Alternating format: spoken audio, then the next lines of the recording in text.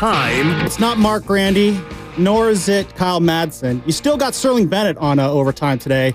But yeah, you do. It's Sam Lubman will be leading you here for the 49ers overtime here on 95.7 The Game as the final seconds tick away of what will be a 29-17 defeat at the hands of the Miami Dolphins down in South Beach as the 49ers season from hell has a new miserable chapter. This one basically ending on the penultimate drive for the 49ers. Brock Purdy trying to do a little 2-minute hurry up. Instead, he just hurries the ball into the arms of the Miami Dolphins. Dolphins then break off a massive touchdown run courtesy of Devon Achane.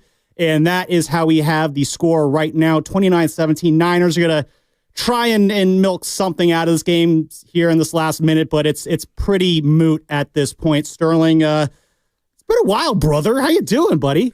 It's been good. It's our first show together. I haven't seen you since, last April, maybe even before that. God, it was a great streak we had going there. Right. No, I missed you, buddy. I do wish it was under better circumstances, mind you. I wish you were talking about the San Francisco 49ers still somehow being in the playoff hunt and maybe winning in Miami, but as the final score will say when it's all said and done, not going to be the case. Another disastrous week for the red and gold and another terrible season for San Francisco thus far. This game was boring, penalty-filled, lackluster, and just kind of the amalgamation of what this season has become. Injuries, penalties, and an ugly late-game loss, again, for Kyle Shanahan's group. Yeah, some ugly plays late, some bad throws from Brock Purdy here and there, mixed in with some pretty decent throws. We'll definitely get into that. There are some bright sides, or some bright spots from this game that we can get into. Not that that really matters to a lot of people in a season that's just been spiraling down the toilet every week. I'll be honest. It is over, Sam. There's no bright spots. It is over. It is beyond over. This was, first off, it was over before the ball even kicked off. The Niners were officially, mathematically, legally, however you want to call it, eliminated from any and I like that term legally for that stuff. That I don't know. I always laugh when I say that to myself. My own inside jokes. But the game, they were pretty much playing for pride the second this game kicked off. And there were some guys who, they did play for a little bit of pride. Sterling, we finally, at long last, for the first time since way back in, I believe, October, when the 49ers were in Seattle, we had a real Deebo Samuel sighting in the end zone. Pretty impressive day for Deebo himself. It screwed me over in a fantasy matchup, but 6 receptions, 69 yards, and a touchdown. That's pretty nice to go on top of 5 carries for 25 yards for Deebo Samuel. He was looking like kind of his retro self, so to speak here, Sterling. Maybe we can start off with Deebo's day here.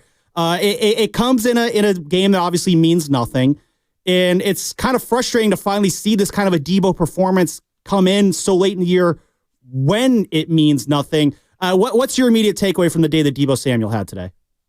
Was it wrong that I was angry? You have absolutely. Where was this the other 8 weeks of the season when you had a chance and were fighting for your lives in the playoff hunt? It's like, I'm happy that you've shown some semblance of your former self, that's inside of you somewhere, but too little too late. Like, I saw him playing well and I was like, I'm upset you're actually playing well today because this game means nothing. And I wish you would have done that against the Rams last Thursday. It would have been great had you actually caught that football and showed up to play. Because, and whether it's the pressure's off, so they're playing free, it's like almost seeing Deebo Samuel play well made me more angry that he hadn't played well the entire year. Because the timing was the worst possible time to be terrible and then to have your best game of the season. Like, talk about this, the worst timing you can possibly have to be Deebo Samuel again. It's like, who cares, man? Mm-hmm. Who cares? Like, why even try? Why? At this point, 49er fans, I'm kind of curious where 49er fans' heads are at after this loss, and it is now official. The clock has hit 0. The 49ers have officially lost to the Miami Dolphins, 29-17. An outcome I think no Niner fan really anticipated if you were to ask him this back in August. That's just how far off the rails this season has gone here. Here on 49ers Overtime, Sam Lubman here with Sterling Bennett. 888-957-9570. 49ers fans, are you angry, not just about Deebo Samuel, about this game, about this season? I know there's a lot of anger out there. We're going to be here for the next few hours here, And we want to hear your anger. We want to hear your frustration. What irritated you the most about this game that, as Sterling did kind of say off the rip, it was not a fun game aesthetically to watch. It was sloppy. It was gross. There was some poor football. There was, these teams' colors are red and blue, but yellow was the dominant color on the field tonight with all the penalties there. Oh, good God, it was ugly with all those penalties. But yeah, Niner fans want to see where you're at. 29-17 was your final score. We're talking about Deebo Samuel finally showing up, and I think Niner fans have every right to be angry that Deebo finally shows up at this time. I mean, on the one hand, it's nice to see that Deebo still has something left in the can, but when I see Deebo playing like he is today, it's like, that's great, Deebo. You're going to be a great Miami Dolphin next year. Like, you're auditioning for the New York Jets. Like the Houston Texans are watching this and are like, oh, okay, maybe we can acquire this guy. Like, that's what I see here. What these next 3 games, or now next 2 games, mean now that this one is complete is you're playing for next year, for better or for worse. So if you're a guy like Deebo Samuel, you probably knew the writing was on the wall the last couple years when your name kept being brought up in trade discussions during the offseason. Your time is pretty much up here in San Francisco. And Deebo's just pretty much, I think he's just trying to show off for the rest of the league to say, hey, if you're looking for a gadget player that can help you out next year out of the backfield and down deep, I could be your guy. They don't want me here, so maybe I could help you out next year. That was what I got there. And if you're a Niner fan, that ain't going to make you very happy at all. This made me shake my head of like, cool, great. You are good in a game that is meaningless. That means nothing. Like, had the Commanders actually lost that game, which, my goodness, Philadelphia, I get you had Kenny Pickett, but do a job for once. Please do a job for once.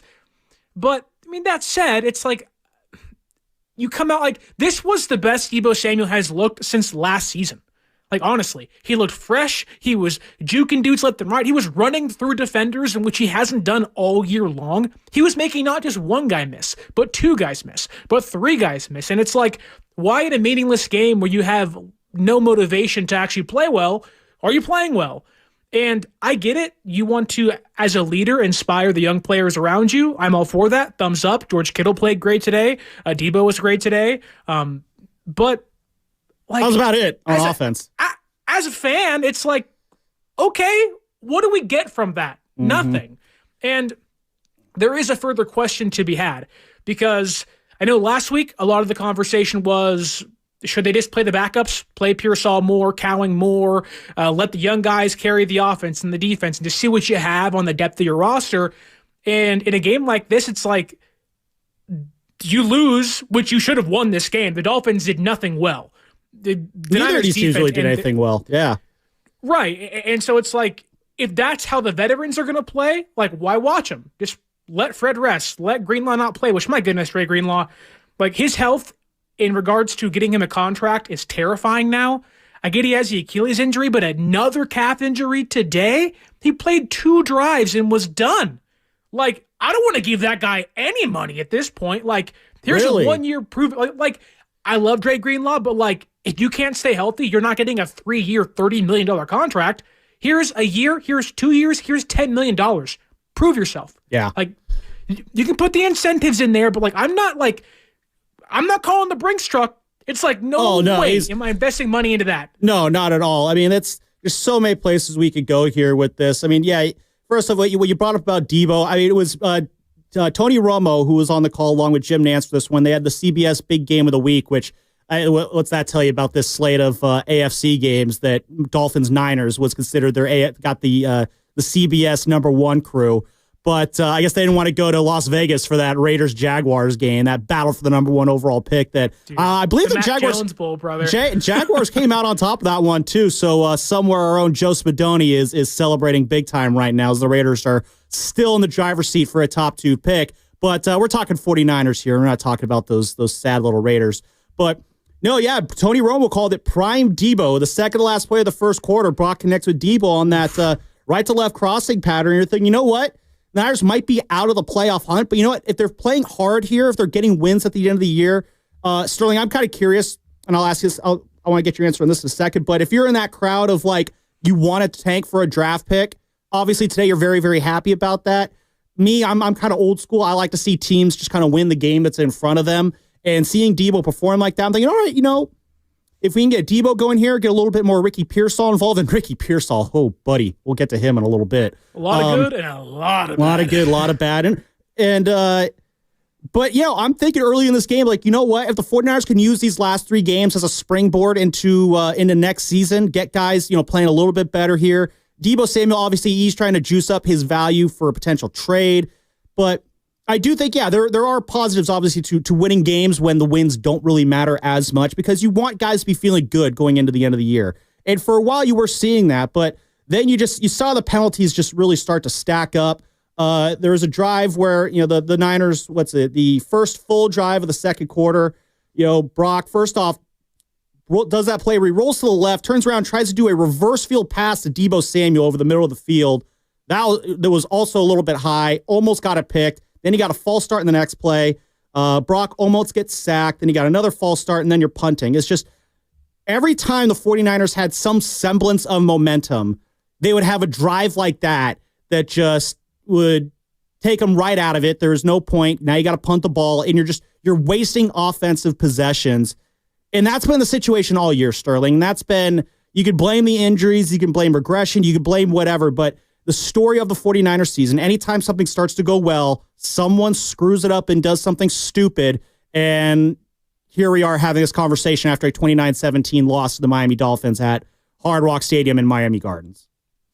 Just the inability to get out of your own way. Like, whether it's the offensive line, I don't know how many times I have to watch Jake Brendel be looking at his own ball carrier on screen passes. He's a turnstile. On screens, you're in space and you're getting turned around by guys half your size, 1/3 of your size. Or it's Ricky Pearsall's penalties in the red zone. Or it's Jake Moody's missed field goals again. Like, you talk about everything that can go wrong for a team this year, injuries included in that. It really has been like an utter disaster on almost all fronts. And in a game like this, and kind of in a season like this, that does include the quarterback as well, which you would like to think in a year like this where things aren't going your way and you're kind of in it near the end, like it is week 16, like you're not, it's not a lost season per se because you were near the end of the year fighting for a playoff spot, but you can just look back at so many games, whether it's the Rams game early in this season in week 3, the Cardinals game in week 5, the Seattle Seahawks game after the bye week, even the Buccaneers game they won. Like, all of their, like, every game they've had has felt like a one-score game. They're one playoff from making a win into a loss or vice versa, and they just cannot seem to make that one play. This game, to me, like, this was the Cardinals game from week 5 all over again. The defense holds the opposing offense to a field goal and sets up another 2-minute drive for Brock Purdy and company to make a score and win you the football game. And on the second play of the drive, third play of the drive, Brock throws an unnecessary pick where he's forcing the football. I get he got hammered today, but it's Calais like Campbell in his face there too, yeah. Which, like, cool, man, I get it, but that ball was going to be picked no matter what. It don't matter. Like, there's nobody open. And I don't know whose fault that is, but just continually, like, it makes me want to pull my hair out. Like, watching this team, it's like, why do they keep making the decisions they're doing? How do the same things that haunted you in week number 2 or 1 haunt you in week 16? That's a coaching problem. It's a personnel problem. And I would not be shocked to hear Niner fans to say, pack it up, call it a season, and I'll see you next year. Because they have every right to say that. Like, this team, like, Fred Warner can say, my ankle's broken, I'm good. Like, I don't want to. I mean, it is broken though. That's the thing. He's playing on a fractured ankle right now. Right. Like, hey, Winters, start. Greenlaw, don't play. Like, I can see the vets being like, we're 6-9. Like, you are going to have a losing season. You have silver lining wise. You have clinched a last place schedule next year, so there is a silver lining in that. You can play bad teams next year too. But does this year give you any hope for next year? I don't know. I have no idea. We could definitely get to that at some point later in the show because I do think there are some reasons to be hopeful for the 2025 season. Kyle Shanahan was asked that question a couple weeks ago, and he said he's always hopeful for the next season. So if Kyle's hopeful, I don't know. I feel like I'm talking this conversation in the opposite direction now. But you talk about what is there to play with in these last few games here. Obviously, we've got 2 games left in the season now. 49ers come home to host the Detroit Lions. Okay, so they basically only got 1 game left they could show us something, and that's going to be in Week 18 against the recently eliminated Arizona Cardinals. They're a little bit of a revenge game in the desert there. But you're talking about what there is to play here in these next couple weeks. And that question basically begins and ends with Brock Purdy, Sterling. And that's that. Sure. Let's just talk about how Brock did for today, because it was ho-hum day for our quarterback here. 24-34, 270 yards passing, about 8.1 yards per pass completion. Sacked twice for 13 yards lost, 102 ratings. So these are overall pretty good numbers. 2 touchdowns, and then, of course, that late interception at the end of the game. Sterling, the broad question here. Give us your immediate analysis here on how Brock Purdy played today. I thought Brock was pretty good for 3.5 quarters, 3 3/4 quarters, however you want to phrase it. Besides that last drive, Brock was really good. Now, there were some plays I didn't love in that, but like Juwan Jennings was a non-factor for the most part besides the last drive of the game. Debo was doing Debo stuff and Kittle was doing Kittle stuff. I thought he was hitting plays downfield. In the previous weeks, we've seen him miss deep balls downfield. He seemed pretty accurate for the most part, almost the entire game. His legs were working great for him. His offensive line was doing him no favors whatsoever. You would think when you buy 5 guys Toyota Tundras that you may give a guy some time to throw a football. Not the case today at all. They're looking for that Cybertruck. If I'm Brock, I am going back to all those guys saying, give me the keys back. Like, you guys were terrible. Like, all of you sucked today. Jake Brendel, give me the keys to the truck back, brother. Like, you don't deserve to drive the gifts that I give you. But it just, unfortunately, a rather solid game from Brock Purdy, a bounce-back game, if you will, is going to be erased by a final throw of the game for him. That pick just erases all the good you did. It's a 1-score game. Lead us. If you're the guy, if you're the franchise quarterback, we're going to pay you big-time money. You have a chance to then show that in a big moment. We've talked about early in the show thus far, what do you have to play for? In the last 3 weeks, you can be a spoiler, right? Had the Cardinals beat the Carolina Panthers today, week 18, that's maybe a spoiler game. For the Dolphins today, they're in the hunt still. Spoil their season. Make other people as miserable as your fans are currently. And they couldn't do that. And that's come on, they just don't have enough. And for Purdy, in a big moment like this, doesn't answer the call.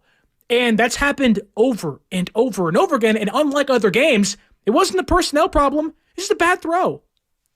No, and there was a few of those today. And what Brock's playing for also, I don't know how much damage he can do or how much help he can do to whatever contract he's going to be getting after this season.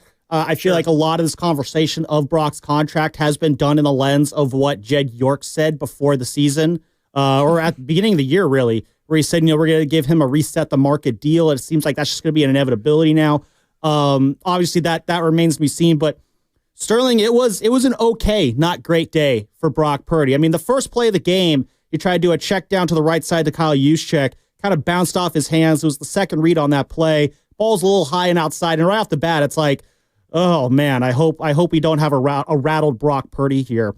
Had a couple more bad plays. Obviously, there was that crossfield throw to Debo that I mentioned, and then there was the one right before the Jake Moody missed field goal where he kind of 3rd and long, shorts the ball to Kyle Juszczyk on the left side there.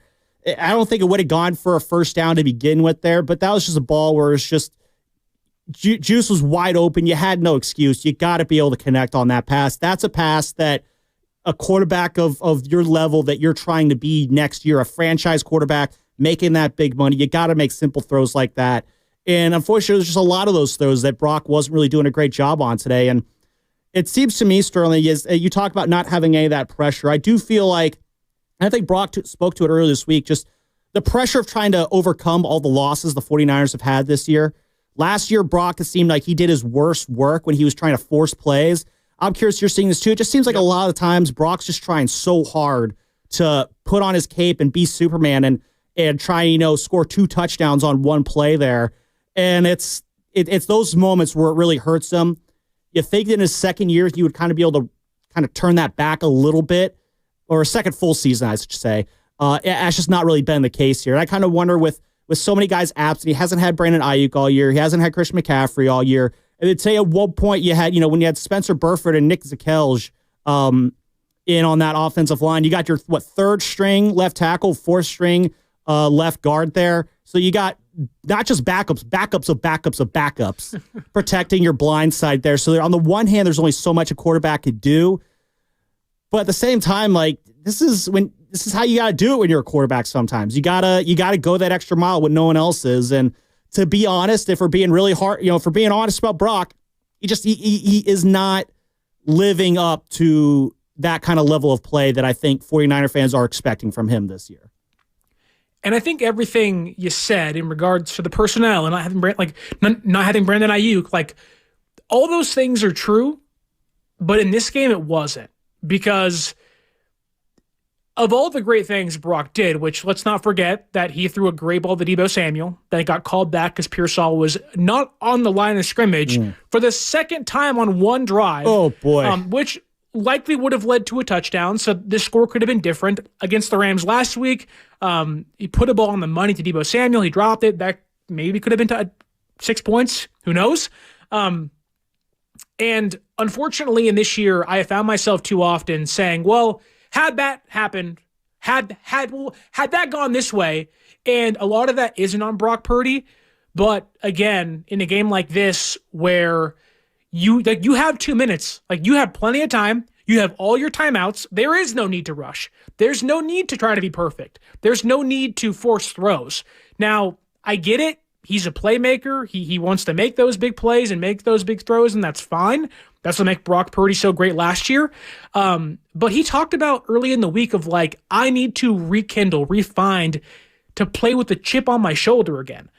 If there is a moment to refine that chip on your shoulder, is it not down by a touchdown worth of points with 2 minutes left in a game where it may be meaningless to you, but Kittle's given his all, Deebo's given his all, and he ain't done that most of the season. Your defense is playing banged up. Fred has the broken ankle. Greenlaw's trying to play but can't really play. Like, dudes are going out there for you and the team to hopefully win some games and maybe be 9-8 towards the end of the year.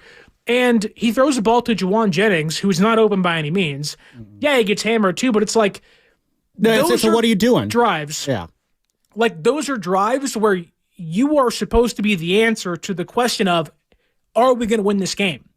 And too often this year, like, he's had plenty of chances to do that this year, and he hasn't done it once outside of that Buccaneers game, which shouldn't even been in that place had Jake Moody not missed 3 field goals. So I feel for Brock. I like Brock, but we are getting to a point where it's like, you have 3 games, now 2, to prove your worth to the franchise. And it's like, I don't know where I sit in regards to how much I want to pay Brock Purdy. And there are throws and plays where I'm like, do I even want to pay Brock Purdy? Yeah, I mean, I feel like the paying of Brock Purdy is inevitable at this point. The 49ers, I think, they've been staying pretty steadfast in their assertion that they intend to pay Brock Purdy this offseason. The number, I feel like, I mean, was Richard Sherman was talking on his podcast the other week about how $50 million is pretty much like that's going to be the given. He's going to get at minimum $50 million, or they're going to move off of him. So I feel like that kind of simplifies it. I was kind of saying the other day, I feel like the Niner fans, you're in a position where I think you just need to come to peace with this Brock Purdy contract that is going to happen. The 49ers are going to have to figure out a way to win football games despite Brock having that contract. And I don't think that once you pay Brock, it's automatic the 49ers are cooked and they won't be able to build around Brock. Kyle Shanahan has shown, I love criticizing Kyle Shanahan, and we'll have plenty of chance to do this later on the show here. But one thing he has done very, very well, it's nailed it in the draft. Your first-round picks have been kind of iffy, but the later rounds, he has found a lot of great depth there. You saw it today. Renardo Green played very well. D. Winters was playing very well in his second year. Malik Mustafa has been great. Dominic Puny was probably the only offensive lineman we have anything nice to say about right now. Renardo Green, by the way, I mean, did some pretty solid work on Tyreek Hill today. Yeah. That's not an easy assignment for the young rookie cornerback out of Florida State. And boy, did he rise up and really come through on that. There was a couple, I think 2 plays really where he kind of basically knocked the ball out of Tyreek's hands, preventing a couple touchdowns there. And that, when you say what you're playing for these next couple games here, it's moments like that. I want to see these rookies, I want to see these second-year players have big moments like that, have big plays like that, boost their confidence. Show Renardo Green, dude, you just hung with one of the fastest men on the planet, not just in the league, in the planet. the cheetah, the Tyreek Hill. You ran with him. You kept him from scoring on a couple of these plays here. Like, wear that badge with honor. Like, you helped contain Tyreek Hill today. Now, again, Tyreek Hill, at the end of the day, you look at his numbers, 3 catches, 29 yards, and a touchdown. It's not like a complete shutdown effort. But for a rookie corner, though, I mean, that's all you can expect. And there was, in the first quarter, first ball to Tyreek Hill, bounced off his hands a little bit, but Ronaldo Green was in coverage there. Tyreek catched that. He could be gone. Because, again, it's Tyreek Hill with no one behind him. That dude's gone. And then, of course, before the late field goal in the third quarter, Tyreek Hill, again, right there in the end zone. Ronaldo Green, right though in front of him, knocks the ball away, and he's fired up after the play. The entire time, I'm just screaming, don't throw the flag, don't throw the flag, don't throw the flag. You see the replay. Green did get his head around, though, and that's what I like to see from these young players there. D. Winters, another guy. He was flying all over the place today. Dre Greenlaw, we can ask the question, why was he playing? The answer to that question is because he's trying to get himself ready for next year. Because Dre Greenlaw wanted to play. He wanted to be out there. He's going to play. D. Winters, though, he's been banged up all the year, though. Sterling, I remember at the beginning of this year, we had Cam Inman on the morning roast. This is back right before the start of the season. And we talked about D. Winters. The name that he brought up in comparison that a lot of people on the sideline at training camp were using to compare D. Winters was Navarro Bowman, which is anytime that your name's being thrown around with that guy, that's pretty big. So that's the kind of the play that D. Winters was inspiring at the start of this season. And our guy, he was flying around today. He was playing very well alongside Fred Warner. So if the Niners do decide to move off Dre Greenlaw, I don't think they should. You said, I think earlier, I don't think they will. I'd bring him back on a 1-year prove-it deal because you saw how well Greenlaw played again in that Rams game last week. But when you got a guy like D. Winters or Tatum Bethune also behind him, that's why you feel hopeful for next year. That is why you want these guys to be playing hard down the stretch because you have young players here that they're not guaranteed roster spots next year. As great as these guys are playing, they still got to earn their spot next year. And they got to finish this season strong, set themselves up because the Niners got to bounce back next year. It's going to start with those guys, the D. Winters, the Renardo Greens, the Tatum Bethunes, the Malik Mustafas. That's where it gets going there. And today the final score may not show up, but there's a lot of those young guys that played very well today. I know we can kind of get into this later in the show as well, but to me, this game was a carbon copy of that Cardinals game because the defense, like they have mostly all year, have done their job to at least put the offense in an opportunity to win the game. And the offense doesn't answer. And that is I am not worried about the defense going forward. They've had their problems. Third downs aren't great. Late fourth quarters aren't great. But again, in this game, against the Rams, against the Buccaneers, against the Seahawks at times this season, they've done their job through stretches to get the offense either the ball back or put them in a place to make one final game-winning drive, and the offense never answers the call. Oh, interception. Oh, it's a punt. Oh, it's turnover on downs. At some point, I'm sitting back the defense, that'll figure itself out once they get the personnel right. On offense, I'm there is something else going on behind the scenes, and I'm hey, Kyle Shanahan, you got to fix this.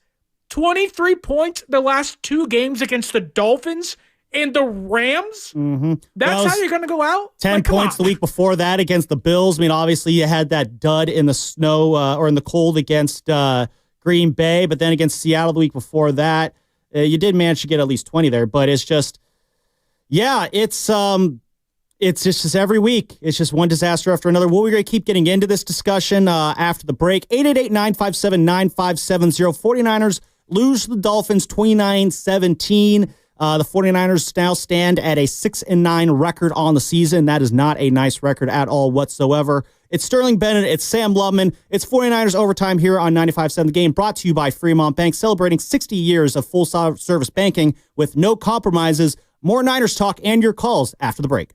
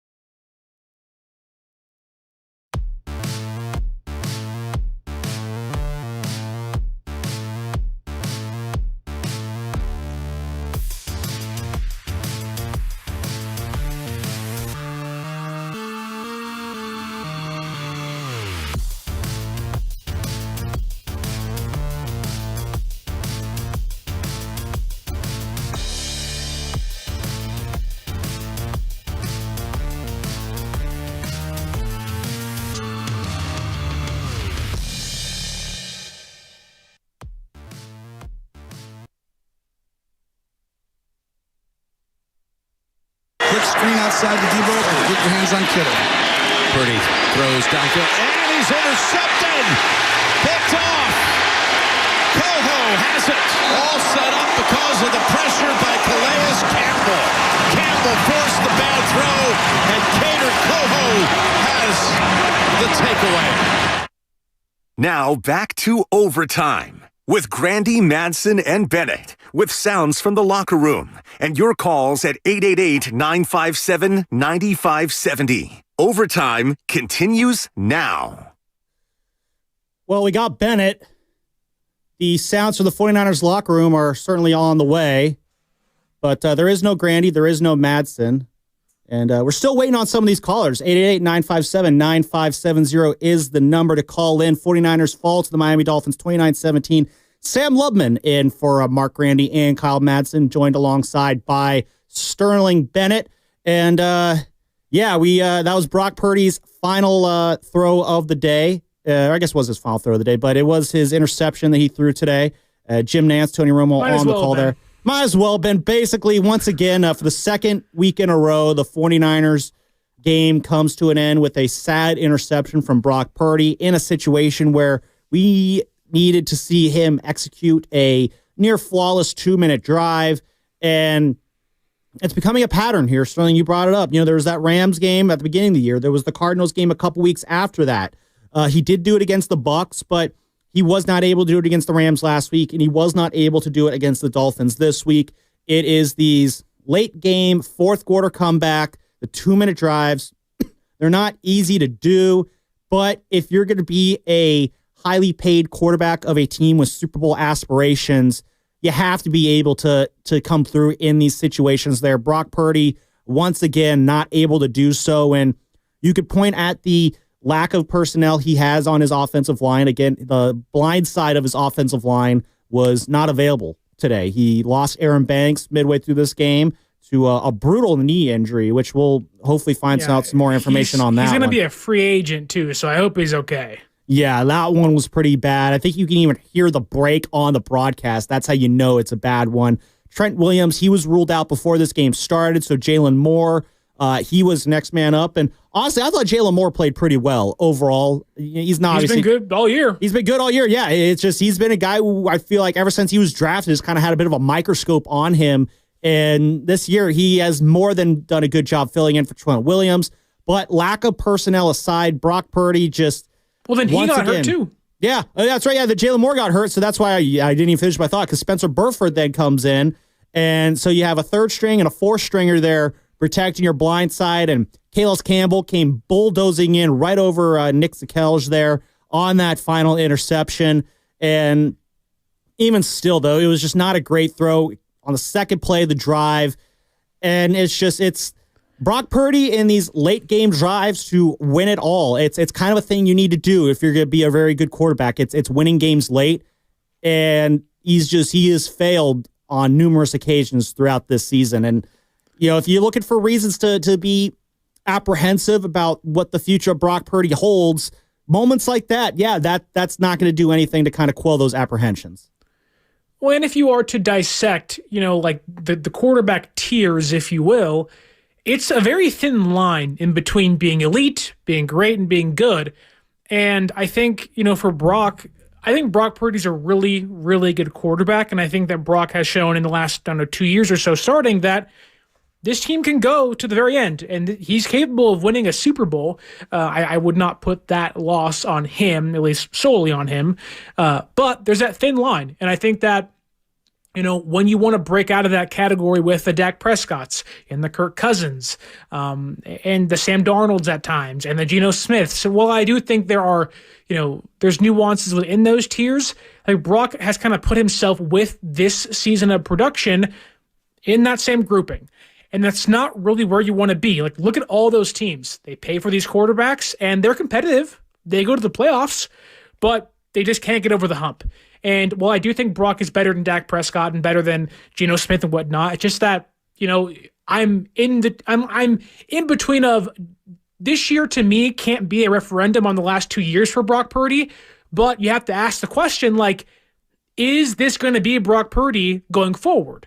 Now, maybe it won't be. Maybe it will be, But like if you're asking an owner or a team to commit a large sum of cap space or just money in general to a player, you want to know what you're getting. And as a fan, I'm not entirely sure I know what I'm getting at this point in time, which is terrifying when you're like, the window is now and it seems like it's closing. He's supposed to keep it open. And in a game like this, he slammed that sucker shut on the second drive of that second play of the last drive of the game. Yeah. Again, it's the second week in a row where you needed Brock to step up in a big play. And on Thursday, the second throw in that Rams game too, to Juwan Jennings. So it's not that you're falling short on these drives, Sterling. It's the fact that they are. They're falling short. Turn the ball over. Well, yeah, but you're not even falling short on these drives. You're not really giving yourself a chance to even get something going on these drives. You're face planting right out the gate. Like, at least can we put some yards on the board here before you end up screwing it up at the end? Get us a little bit more hopeful. If you get into the red zone, and they just play great defense, and you can't score because the field gets short. And that's fine. Been doing that sucks. Yeah. Well, it's what the Niners have been doing all year. Just get to the red zone, and then they just stop. Right. So that's... And again, there's a lot of reasons for that. But again, you can say that the 49ers red zone woes, which, they were kind of prevalent there again today. You could say it's because you don't have Christian McCaffrey. You could say it's because you were on Patrick Taylor Jr., your fifth string running back, who, by the way, Patrick Taylor Jr., he looked like a fifth string running back today. When your name is that long, you're probably going to be very, very slow. And you look at the day that Patrick Taylor had. The have a good run defense, too. No, he does. They do have a good run defense. I think they came in, was only like the sixth ranked run defense or something like that up there. They're top 10. They're a top 10 defense. That is true. And even with the losses the Dolphins had last year on the defensive side of the ball, they lost Van Ginkel and Christian Wilkinson there. But Patrick Taylor Jr. as the featured running back today, 8 carries for 24 yards, had a long of 9. Give it up. That's about what you would expect from a fifth-string performance right there. Fifth-string running back there. It was, man. And that's why Deebo Samuel ended up kind of getting a lot of those carries, getting only 5 carries for 25 yards there for Deebo. 81 total rush yards for the 49ers on 18 carries. What's that number that Kyle Shanahan usually likes to get when it comes to rushing attempts? It was like 20? 20? Okay. 18? So, yeah, they certainly were close to it today if they didn't surpass it. I mean, obviously, Devon Achane had that big run at the end of the game, which kind of, skewed the Dolphins' rushing numbers a little bit. Dolphins ran for 166 yards on 30 carries, and 50 of those coming on Achane's touchdown at the very end there, which, by the way, I'm kind of curious how many fantasy games were decided because of that Devon Achane run there. I mean, if you take away that 50-yard run at the end, you still had a team that ran for 116 yards on you on 29 carries. That's still pretty damn good against this 49ers defense. And that was one of the big differences in this game. 49ers got 113 yards receiving versus 215 yards for the Dolphins. But the 49ers, they make their bread and butter with that running game. They love using that run game to set up the pass like a lot of NFL teams do. And outside of a couple Deebo Samuel runs, it was, you basically had no run game. When you take away the run, you're going to start taking away the pass, and it made things a lot more difficult for Brock Purdy when he didn't have that running game that he could reliably count on. Well, and we've talked about that last drive or the penultimate drive for Brock Purdy where he throws the interception. Like, the thing is, they had technically 2 drives to get the lead. Like, the Dolphins punt the football because they have an incomplete pass on 3rd and 7. They punt the football. Now, you have the ball on your own 10-yard line. On the first play of that drive, it's a screen pass to Kyle Juszczyk, get you 20 yards for free, essentially. Great, cool. You're moving the football. You feel great. 3 straight plays.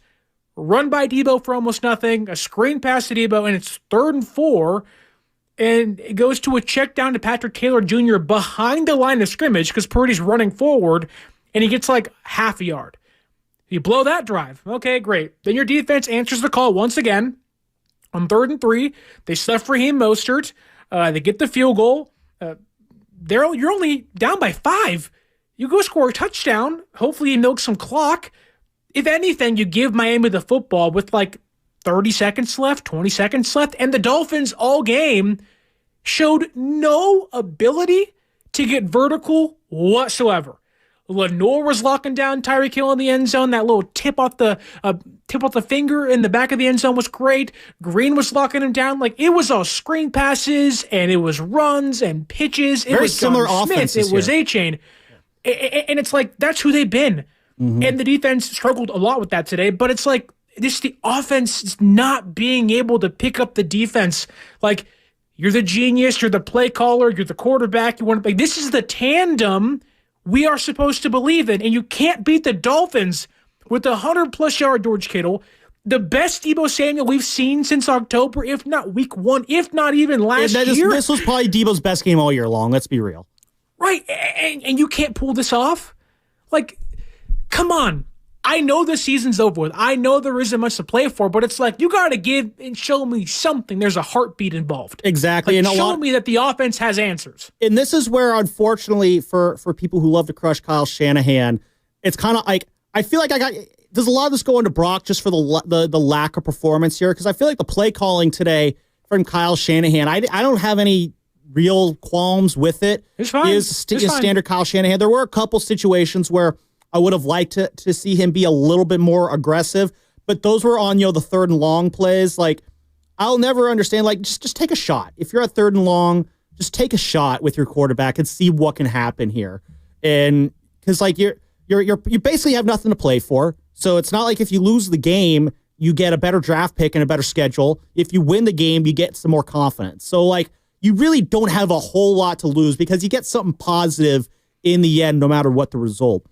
So when you're taking, when you have a 3rd and long and you're just doing a short run to Kyle Juszczyk up the middle, like, what the heck, Kyle? Like, why not just take a shot there? Why not just, like, if you say, Sterling, like, we need to know what kind of a quarterback we have in Brock Purdy, those are your opportunities. See what he can do with the deep ball here. I know we are kind of, have some issues with him in the deep ball, but this is how you give it a shot. This is how you really determine whether or not your quarterback is going to be that guy for next season when you're about to throw a bunch of money at him.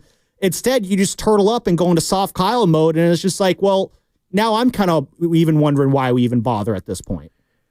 Well, it's not that for me, at least. It's more just like when in these clutch moments with 2 minutes left, like, that's what separates Josh Allen in a game like today against the Patriots, or when you have to play Mahomes in the Super Bowl, you have to go against maybe this year Sam Darnold, or you have to play against Jared Goff. Like, that's what separates you late in games. Like, we have seen Brock Purdy able to do this.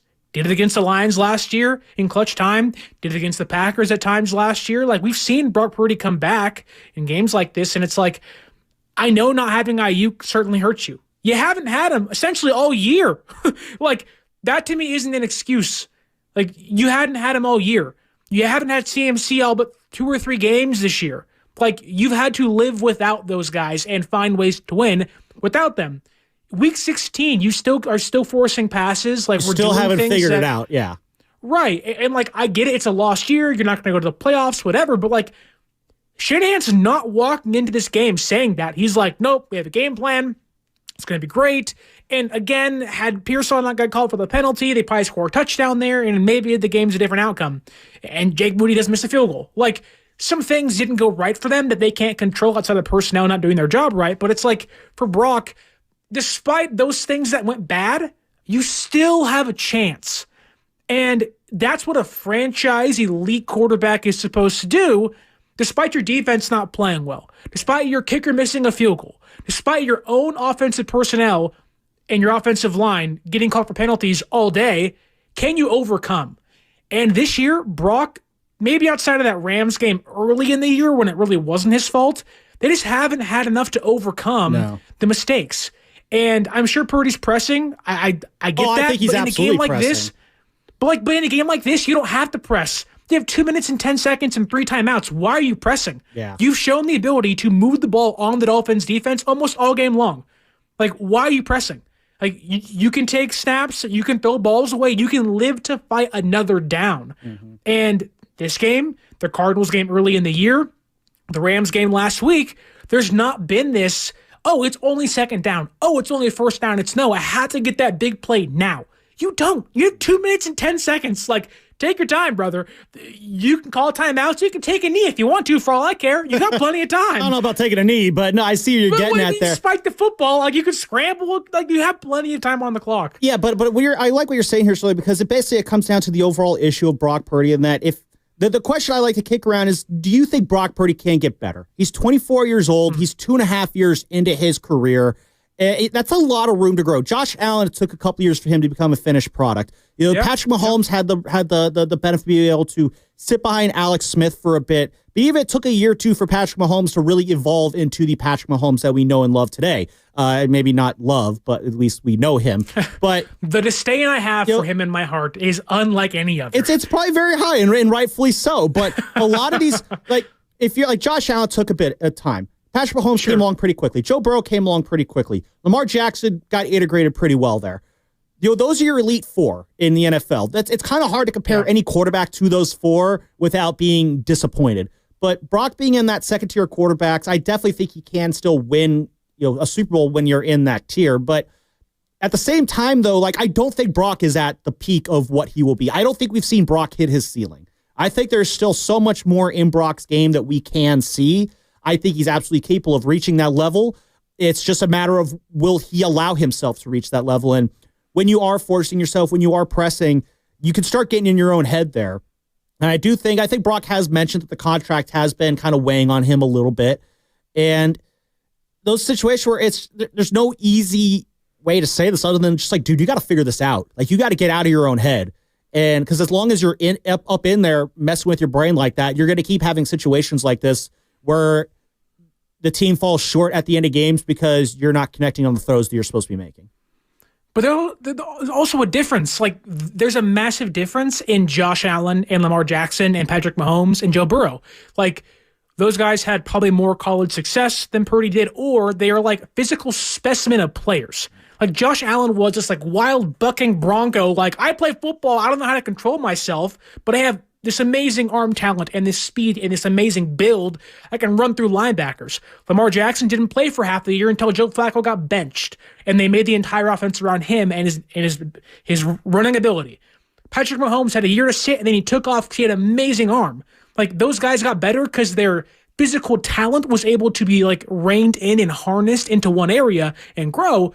Whereas Brock, for as good as he has been, he doesn't have that amazing physical talent. No. He's a great decision maker, usually, a great processor that can extend some plays. He doesn't have the arm talent. He doesn't have the Lamar Jackson mobility, if you will. So I wouldn't say Brock can't get better. I would just ask you, how much better can he actually get? Yeah. Is this the Brock Purdy we're going to have for 5 years in San Francisco? And at what you've seen through 16 or 15 games this year, do you say this is the guy? Mm-hmm. And no, I think too, it's a good point there. And I think you bring up how he gets better and whatnot. I do think when you talk about what his best trait is, Patrick Mahomes, obviously, he's got great arm strength. Josh Allen, he's got an uncanny ability to move out the pocket, and he's got that arm strength. Lamar Jackson has the speed. Brock Purdy, when I think what his greatest trait is, there is that scampering ability. We did see it at work today there. He ended up being he ended up finishing with 26 yards rushing, which that's your leading rusher of the day, Brock Purdy. That's how you know it's bad. When your quarterback rushes for 26 yards on 4 carries, and that's your best rusher of the day. That right there is a big reason why you're losing to the Dolphins 29-17 here. But his greatest trait, I've always believed Brock's greatest trait is his processing ability. His greatest muscle, it's not even a muscle, it's the space between his ears. That's his greatest strength. His ability to read plays, process, avoid bad decisions. If you take away that decision making, though, he is just another quarterback.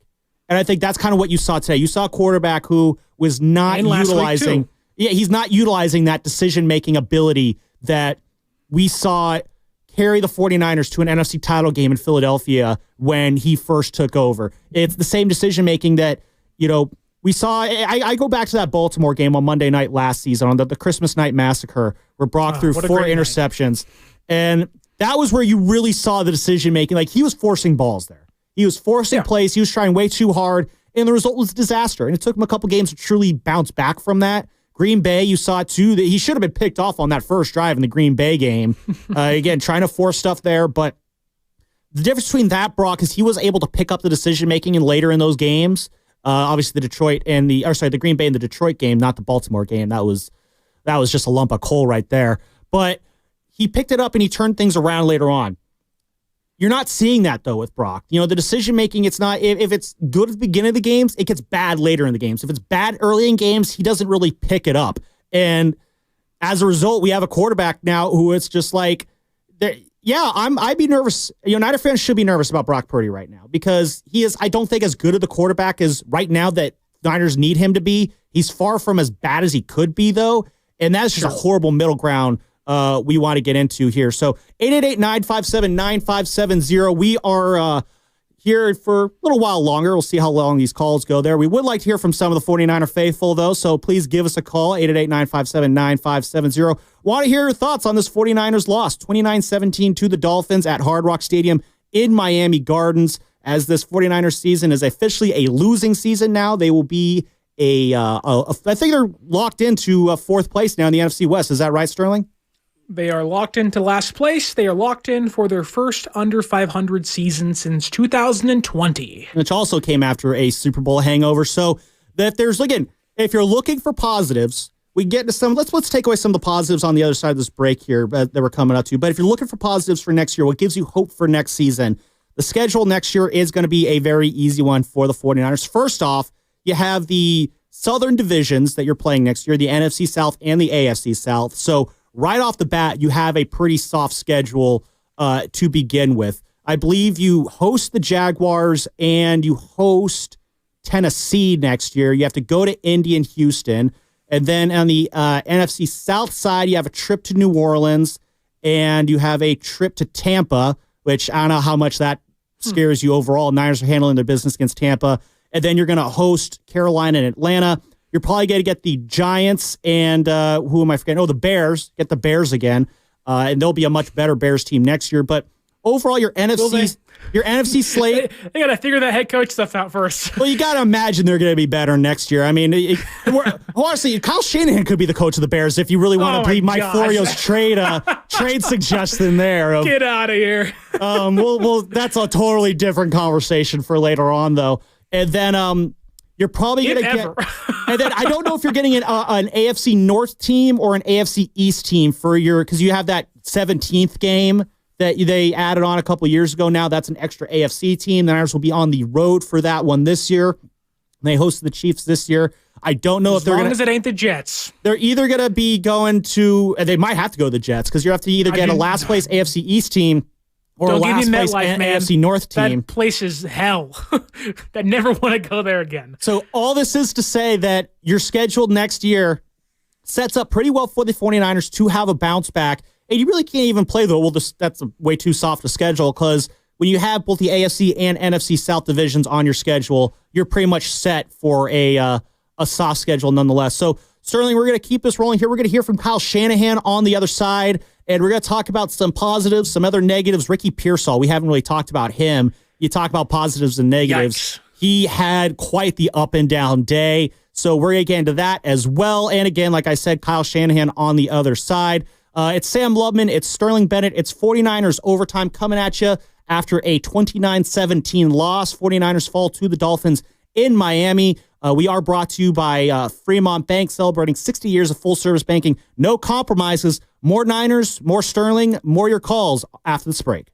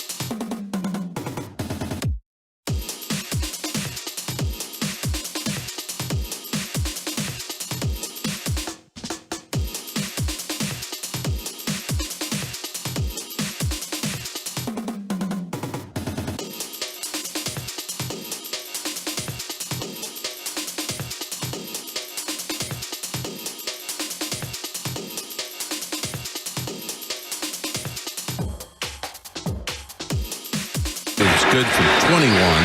3 for 3 in the Super Bowl when we saw him in February, Tony.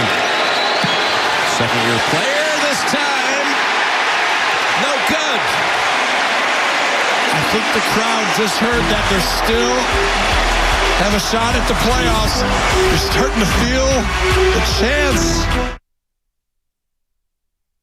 Now back to Overtime with Grandy, Madsen, and Bennett, with sounds from the locker room and your calls at 888-957-9570. Overtime continues now. Overtime does continue now. We do have some of those locker room sounds. We'll be getting that to you soon.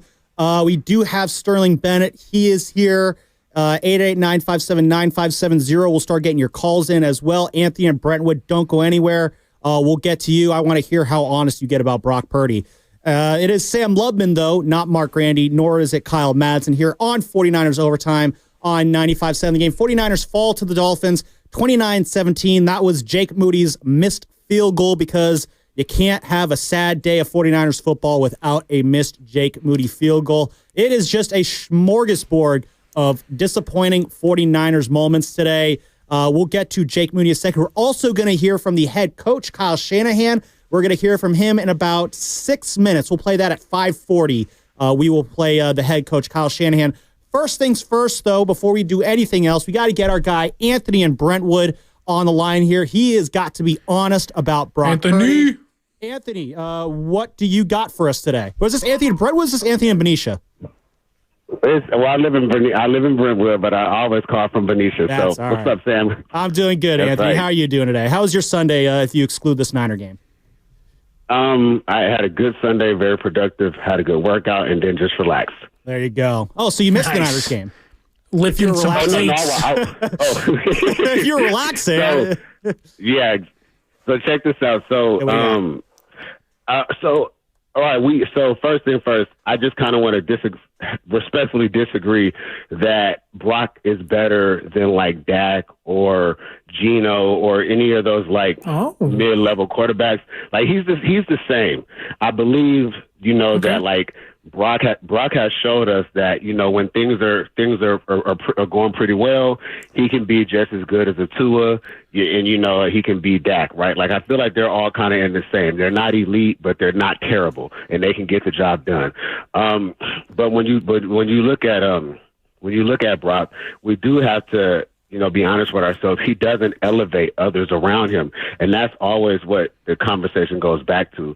We love to say like, well, he didn't have this person or he didn't have that person. But the best, the higher tier quarterbacks in the league, they will elevate the guys that they do have around them. And we can't act like guys in the NFL aren't like top tier at what they do. Now, everybody's not a Jamar Chase or a C-Mac, right? And so I understand that you can't expect certain things when you don't have like those guys, or if you're missing them. But like, you still have to get the job done with what you have.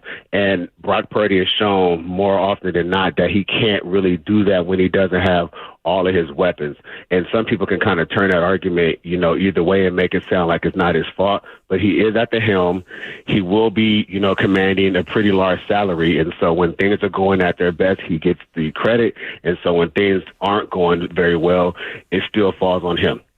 The other thing I just kind of want to say is that when it comes to Kyle Shanahan, we really have to start looking at him with a, closer, because we are kind of still having questions about the QB, and we shouldn't this far in his tenure. And, I'm not sure what we're going to pay Brock and what is going to happen, but like we've seen what we have. And so at some point we kind of got to look at Kyle Shanahan's coaching philosophy when it comes to picking quarterbacks, because he did whiff on Trey and he fell right into Brock. And so like, I guess that's the honesty that I'm looking for from other fans, is like, we have to start looking at Kyle, with a wider lens, so to speak. Not a bad call, Anthony. Thank you for that one there. Some harsh honesty there with Brock Purdy. Sterling, what do you think? Here's my question to you, Sterling, in response to Anthony's call. Do you think it's more, and maybe this is a rhetorical question, but is Brock elevating guys around him, or has it always been the guys around Brock are elevating him? I think it's both a little bit. I think it depends on, we saw Christian McCaffrey come in and this offense took off to new heights. Now, Ayuk was healthy and Debo was Debo Samuel for a full season, and the offensive line was better. But then we also saw once Brock took over for Jimmy Garoppolo, once he got hurt, that the offense got even better. So I do think that Brock, of the quarterbacks that have been in San Francisco, Trey, Jimmy, Mullins, Beathard, Hoyer, those guys, like, he's the best of them by far. But to the caller's point, I think that, not to dive into the fire Kyle Shanahan conversation, I think it's pretty pointless, but I do think we have to have the honest conversation and say, what regime gets the chance to have 3 different quote-unquote franchise quarterbacks, right? You trade for Jimmy Garoppolo, second-round pick. Your head coach didn't even want him, which, okay, fine. You go to a Super Bowl, say no to Brady. We all know the story. Then a year later, you're like, I don't want him anymore. Okay, so you get Trey. Cool, that's going to be your next guy. Trey fails miserably, and you fall into Brock Purdy. Now you're going to commit $50 plus $60 million to Brock Purdy, whatever it may be. Like, how many regimes get the opportunity to draft 3 different franchise quarterbacks and pay 2 of them? Like, that doesn't happen. No. And when you fail at one, usually you get fired. Maybe you get lucky and you get a second chance, but if that one fails, usually you get fired. Shanahan and Lynch have, while they haven't failed outside of Trey Lance, like, they're going on their 3rd franchise quarterback, and there are even more questions about this one of, like, we like Brock. Brock's a good quarterback and do many great things, but it's like, I don't know if this fan base is more convinced paying Brock Purdy is the right decision after this season than they were 10 months ago. Had you paid Brock post Super Bowl, we're all like, yeah, we have the guy, great.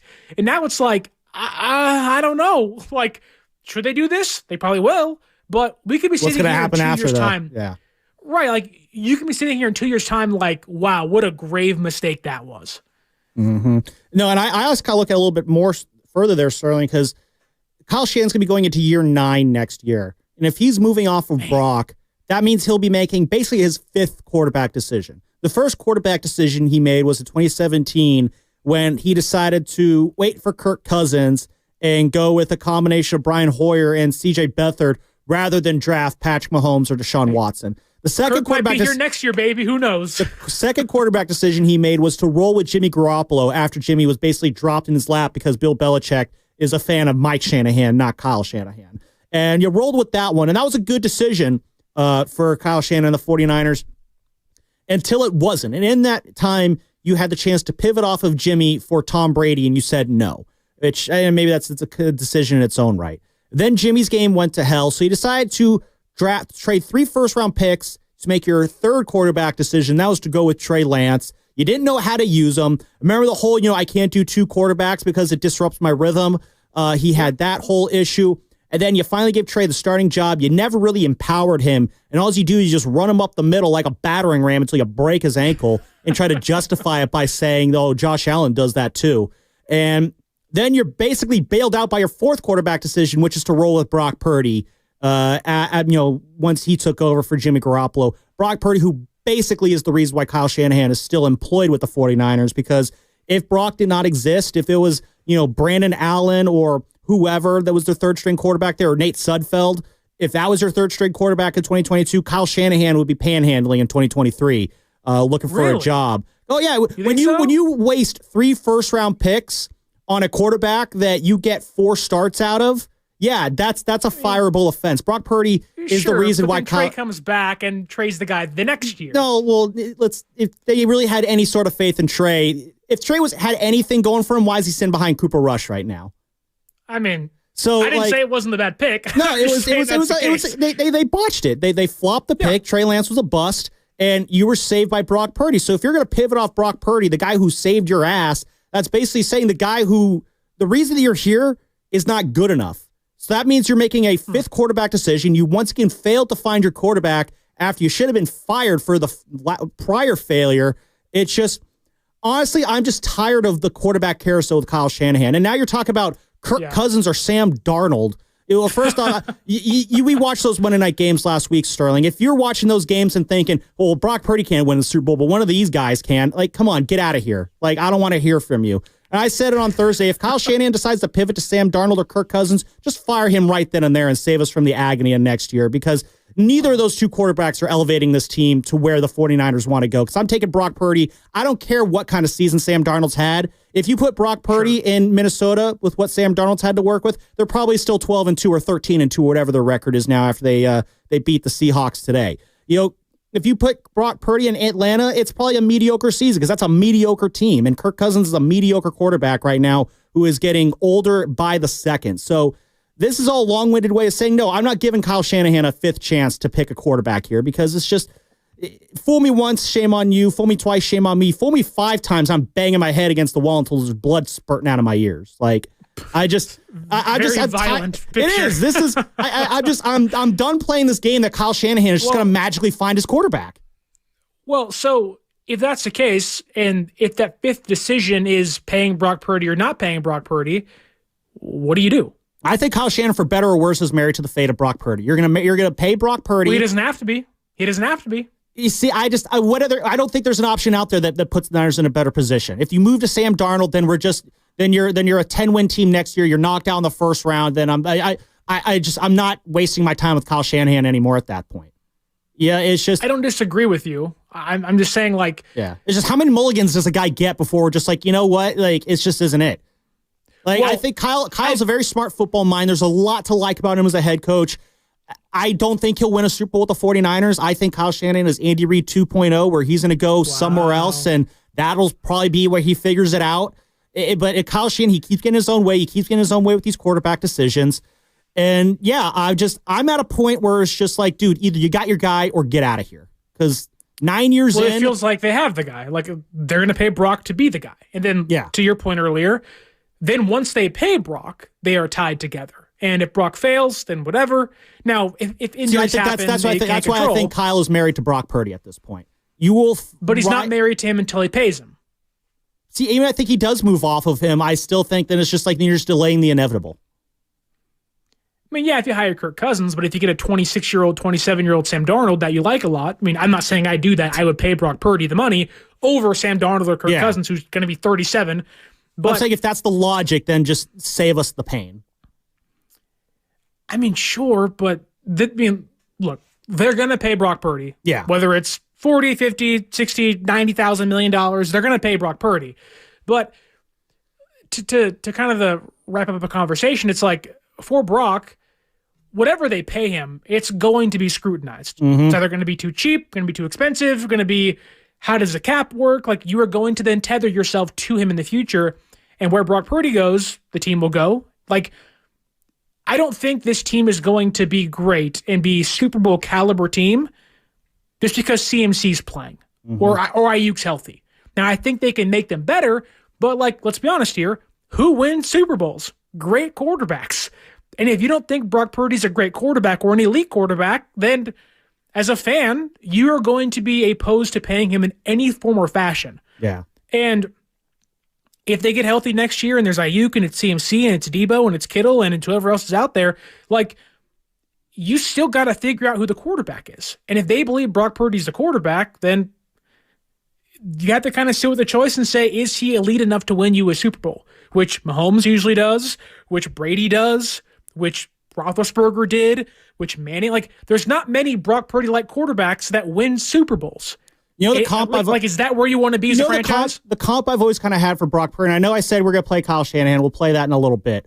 The comp I've always had for Brock Purdy, not style of play-wise, not ability-wise, but in terms of just career arc and the ability to win. I've always kind of looked him as like an Eli Manning type. Again, not in how they play the game, not in, arm strength or anything like that. But Eli Manning won 2 Super Bowls, and I don't think there was a single time throughout his career where he was a top 5 quarterback in the league. You know, he won because he made plays when he needed to. He had guys helping him on both sides of the ball that were able to play basically team football and overcome, you know, and come out with 2 wins against the best quarterback of the era. You know, and Eli Manning's going to be, and I think Eli Manning's going to be in the Hall of Fame because of those 2 wins. I do believe that Brock Purdy is a quarterback who he can't win you a Super Bowl in the same way that Patrick Mahomes has been able to, but I do think he is a good enough quarterback that he will have you in the position to win the game. And if you don't have that preferable option of a quarterback that just gets you to the Super Bowl automatically, basically like we consider Patrick Mahomes, if you don't have that caliber of quarterback, which is very, very hard to have, in the last 40 years, there's probably maybe only 3 of those quarterbacks. No, if in the last 45 years, there's probably only 3 of those quarterbacks that have existed. And that's, Montana, Brady, and Mahomes. They don't just drop out of the sky. The next best option is you need a guy who at least just gets you there, and then whatever happens in the Super Bowl happens. That's what Brock is. I think Brock is absolutely a quarterback who is good enough to get you to the Super Bowl, get you to overtime in the Super Bowl, get you in every single position possible to win the Super Bowl, and then you just got to execute from there. It's not a perfect situation, but if you don't have a Patrick Mahomes, that's kind of what you're saddled with. But it sounds like what you're saying is, well, Brock can get you to the Super Bowl, and I'm okay paying him money, say it is $50 million a year, to be the guy to get me there. But then you're reliant on every other single piece around him to carry him to a victory, or the head coach. Well, I think it's just relying on the people around him, obviously. I mean, Brock had them in position to win that game in February. Sure. There is, again, when you lose by one score, it's never one thing, and there are so many things from that game that if it goes differently, the Niners are victorious there. And Brock Purdy, if you're making a list of all the reasons why the 49ers did not win that Super Bowl at Allegiant Stadium back in February, like you're in the double digits before you even write Brock Purdy down in terms of the list of reasons. So but then take this year into account, like what happened in February, take it now to week 16. Has your opinion changed on Brock today was great outside of one drive with 2 minutes and 10 seconds left, and he forced a throw into a place where the guy wasn't open. In the Kyle Shanahan's own words, it was a layered throw, and those are the hardest throws to make in football, right? He forced a throw. He got hammered doing so, and that's a clutch, pivotal moment where we've seen a lot this year. Brock has not come to play. He has not finished the job for this team when he's had the opportunity to. When you include this last 16 weeks, 15 games to play for him, are you in? Or on you out. And if you're in, then you believe Brock Purdy can get you to where you need to be. That is the clear cut. If you want to pay Brock, you believe he can win you a Super Bowl. If you don't want to pay him, then you don't believe in him. And that's okay. But this organization clearly believes in him. But after a game like this, after the game against the Rams 2 weeks ago, I'm having a hard time being yay, let's pay Brock. I'm I don't know. I don't want to pay Brock right now. That's why if Brock could have finished this season off strong with 2 good games against the Lions on Monday night, then the Cardinals in week 18, which you're going to be 2 teams playing for nothing that week. I don't even know if Brock's going to play that week. I wouldn't be shocked if maybe, they give. He better. I think he needs better to play. You need to, I think if you're Brock Purdy, if Brock Purdy has a great game next Monday against the Lions, maybe they win, maybe they don't, but Brock Purdy looks great.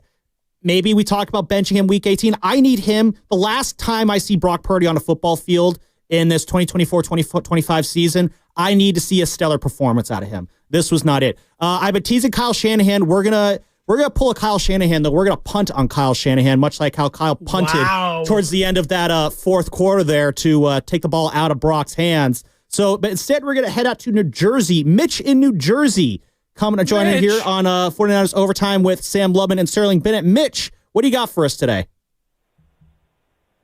Merry Christmas and happy holidays to you and your family.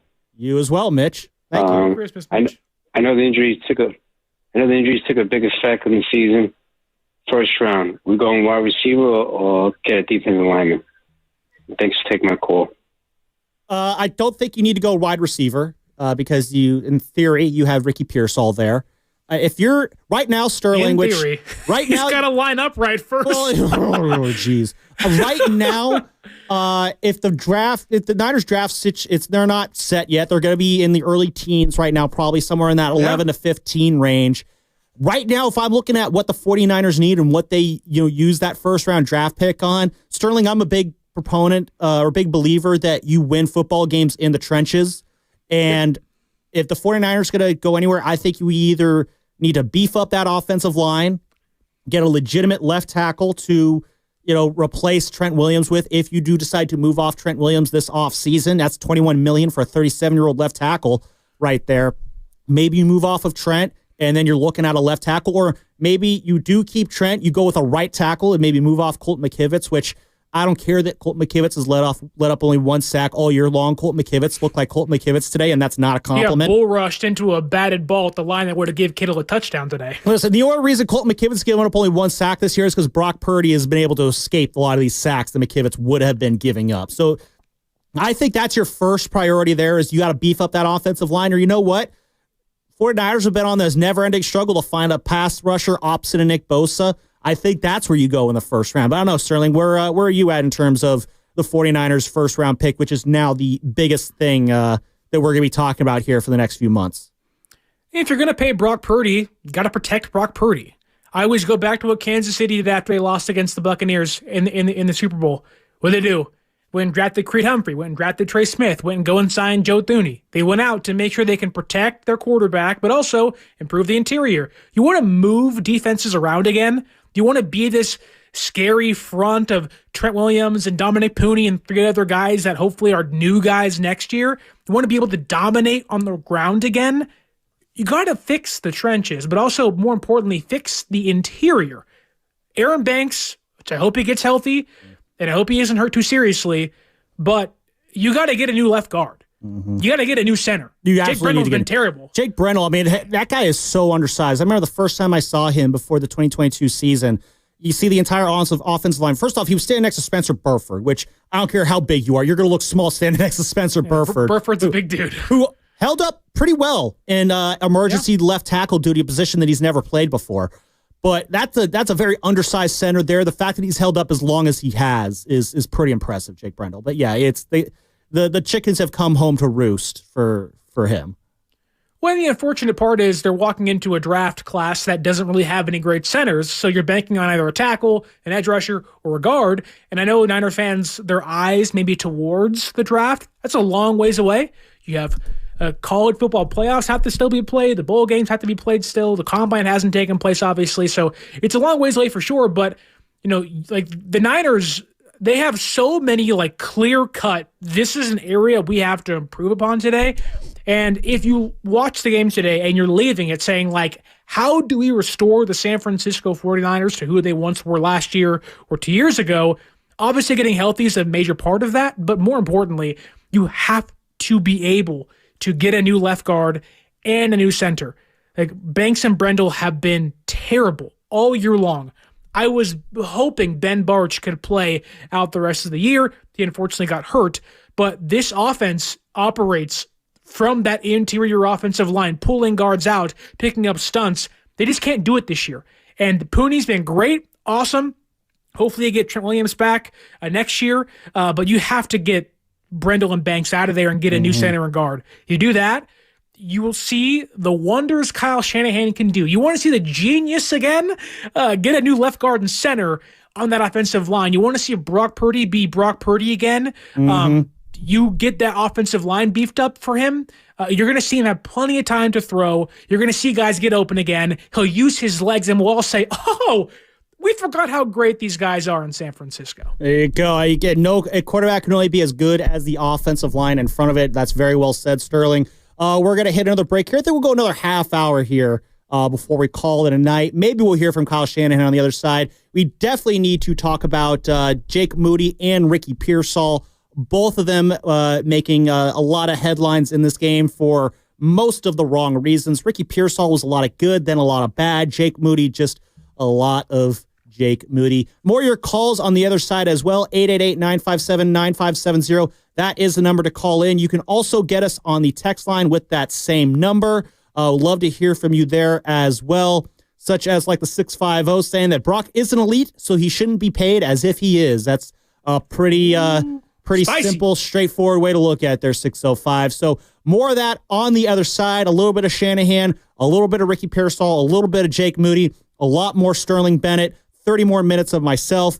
This is 49ers Overtime. Sam Lemon and Sterling Bennett here after a 29-17 49ers defeat to the hands of the Miami Dolphins in Miami Gardens at Hard Rock Stadium. More of your calls after the break. We are brought to you by Fremont Bank, celebrating 60 years of full-service banking with no compromises. See you on the other side of this break, everyone.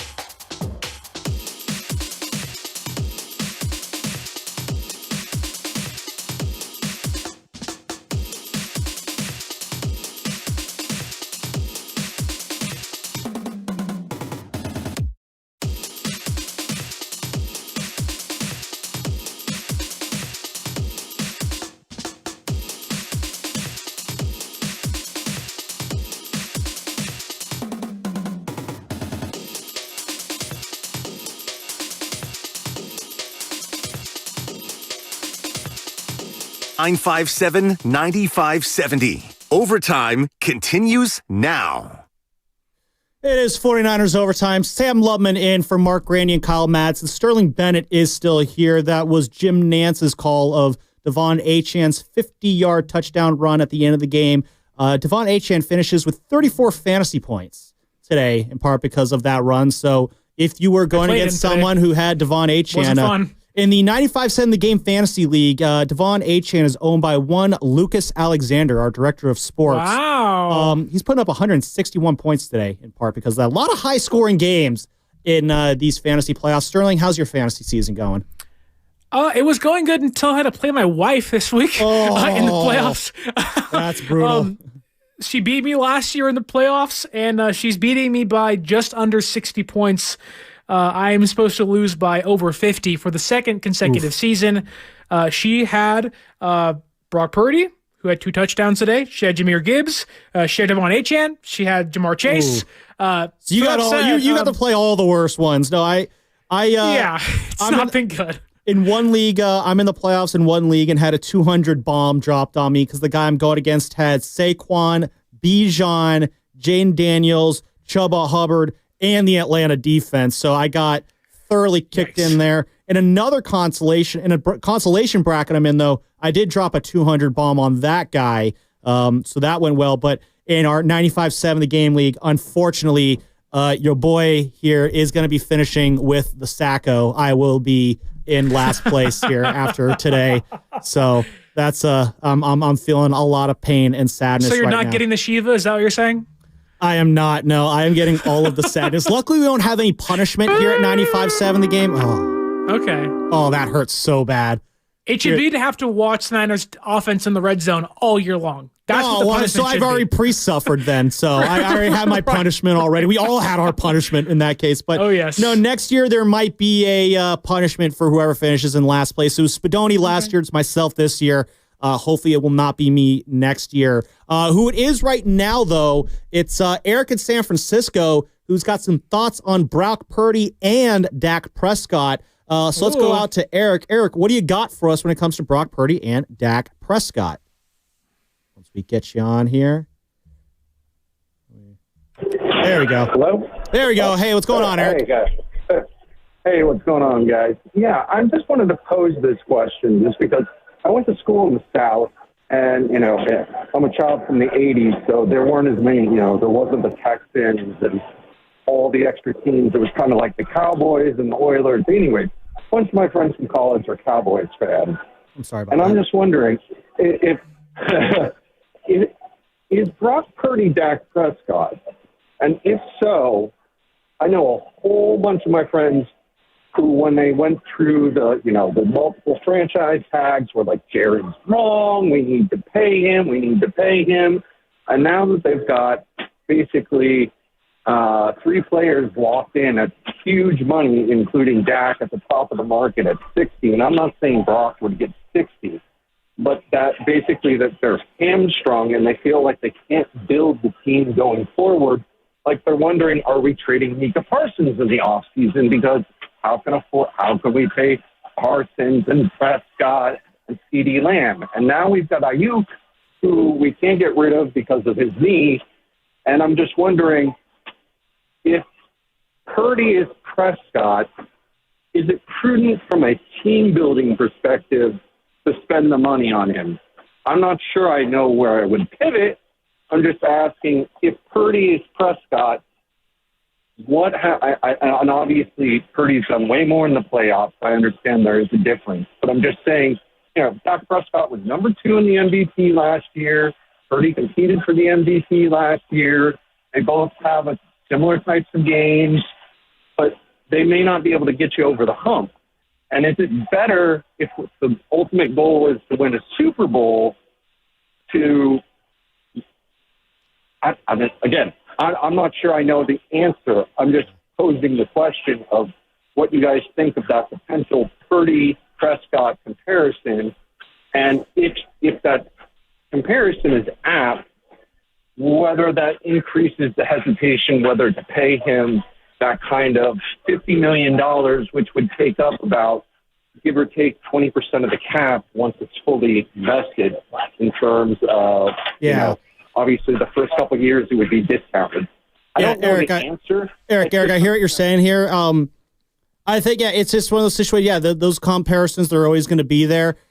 As far as the Dak versus Brock thing, I'll be honest, I think Dak, he's got, good weapons around him there. I don't think the depth of talent around Dak is as good in Dallas as it is here with Brock Purdy and the 49ers. One thing I know that Dak has that's dragging him down like a massive anchor that Brock Purdy does not really have is coaching. I think Mike McCarthy is one of the most overrated Super Bowl winning coaches out there. I don't know why the Cowboys are employing him this year. I would have thought that last year would have been enough. This year, I feel like he's a dead man walking. I mean, Jerry Jones has said on record that he's giving no thought to moving off of Mike McCarthy, which is NFL billionaire owner speak for that. I'm just sharpening the axe right now. He'll be gone soon. Don't you worry. So that's how I immediately kind of look at the Dak Brock comparisons. As much as we love to criticize Kyle Shanahan, I will give Kyle Shanahan credit where credit is due, and credit to Kyle Shanahan for being a far, far better coach, I believe, than Mike McCarthy. I think the point the caller makes, and it kind of goes back to our conversation previously about the quarterback tier list. Like there are levels to these kind of things, and Dak is a quarterback that to me is pretty good. Like I do like Dak Prescott. He's a quarterback that can continually and perennially put you in the playoff hunt, whether it be a division race or a wild card race. You'll be in the race if he's healthy, which is a good place to be. But that's not a bad place to be. Like a lot of teams are trying to get there and haven't for a long time. But I think if you ask Dallas Cowboys fans, like, hey, like we'd rather have, say, a younger quarterback or say a quarterback that's making $30 million. Like I'd rather have Baker Mayfield on a 3-year contract making $100 million compared to Dak Prescott. It's not a long-term commitment. It's similar quarterback play, and I can argue at times Baker's better than Dak Prescott. Other times, he's worse than Dak Prescott. That said, I do think that Purdy is better than Dak. I do think that Purdy has shown more in his previous season starting. I think he's more mobile. I think he brings more to an offense with his legs. Dak, a lot of times, feels like empty calories where you're like, oh, that's great. You think for 4,000 yards, and you lost 10 games. You lost 8 games, and in the playoffs, you didn't show up. Purdy, I think, is a quarterback that can win you 10-plus games and also show up in the playoffs. Yeah, I think you bring up a good point there. I mean, when's the time that Brock hasn't showed up in his 5 playoff games? I mean, I'm not counting that. Today. Yeah. Well, no, I'm talking playoff games, though. He's played 5 playoff games. I'm not including that Eagles game where his elbow exploded on like the 5th play of the game. Sure. But no, in that Seattle game, I thought he played very well after the second half. It was a slow start for everyone on that team. Jonathan Abram tackles Deebo Samuel, grabs his leg, then all of a sudden everyone's playing angry. That Dallas game was an absolute slugfest. The fact that Brock held it together against the Cowboys on that cold, sort of rainy Sunday night. They had a top 2 defense that year. That was a body bag game, and the 49ers came out on top of it because Brock didn't wilt when Dak did. Eagles game, honestly, I'm going to say it because no one can tell me otherwise. If Brock doesn't get injured, the Niners beat the Eagles that day at Lincoln Financial Field. I would agree. Yeah. And I'll cite the game they played against each other the next year as evidence. But if I look in Doctor Strange's 14 million outcomes, the one, that was the only one where the Eagles win it. The Niners win all those other matchups there. Lucky us. And then last year against Green Bay in Detroit, you're down 24-7 in the NFC title game. Rallies right back, no problem. Held it together against Green Bay in a game that was a lot more, tougher than I think the final score would indicate. So yeah, Brock Purdy absolutely shows up when the moment calls for it. You know who does not really do a good job of showing up when the moment calls for it, Sterling? It's Jake Moody. Who? It's Jake Moody. Who exactly? And he had what a segue. He had a missed field goal today in the early parts of the third quarter that came after a sequence that I think was the turning point of this game. You had a 1st and 10 on the 20. Patrick Taylor Jr. goes up the middle for about a couple of yards. Then you have an illegal formation from Ricky Pearsall. That moves the ball back. Oh, how much worse can it get, right? Brock tries to go to Deebo on the left side. Can't do it. Pass is knocked away by the Miami defender. Pretty good play there.